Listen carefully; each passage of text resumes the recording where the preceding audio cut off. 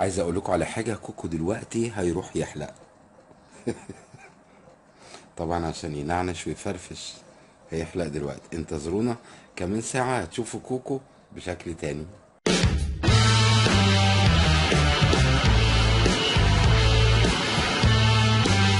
كوكو طبعا لسه جاي من عند الدكتوره، كان بيحلق طبعا عشان حاره الصيف.